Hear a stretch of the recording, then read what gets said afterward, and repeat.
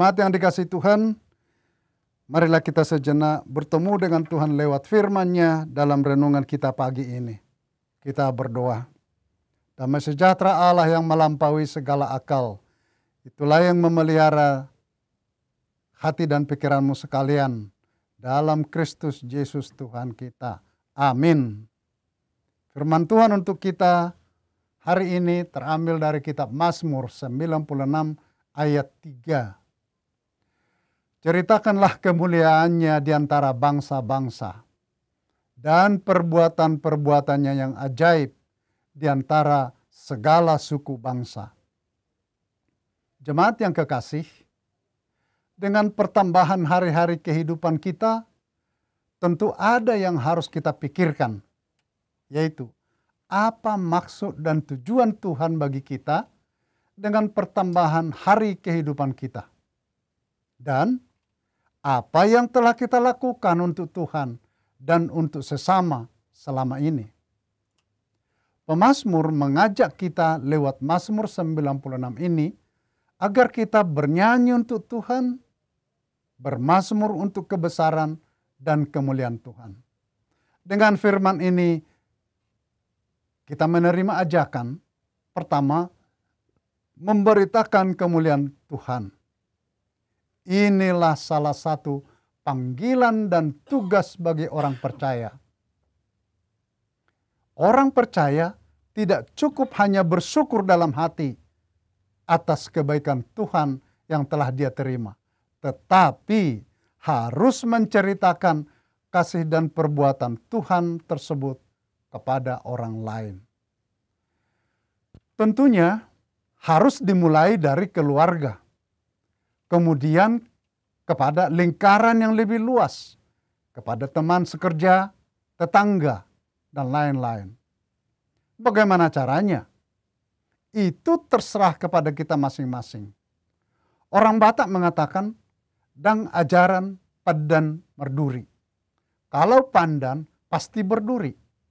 Artinya, masing-masing punya kesempatan dan gaya tersendiri dalam memuji dan memuliakan Tuhan.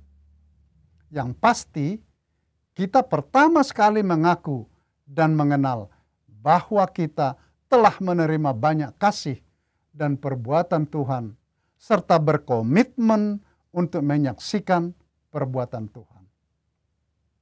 Kedua, kita diajak untuk memberitakan perbuatan yang besar dari Allah.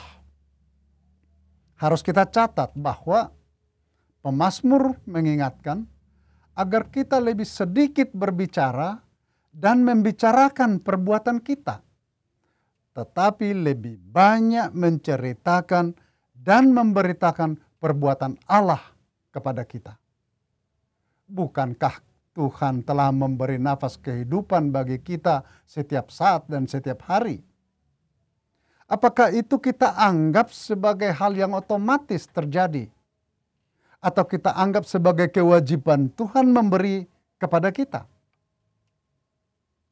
Bukankah Tuhan sudah berkorban mati di kayu salib dan bangkit kembali untuk mengampuni kita, supaya kita mempunyai masa depan, supaya kita memiliki hati yang damai? Masih banyak perbuatan yang ajaib yang kita terima dari Tuhan. Tetapi perbuatan ajaib itu tidak akan dapat kita lihat dan alami kalau kita sendiri tidak lebih dahulu menyerahkan hidup kita kepada Tuhan.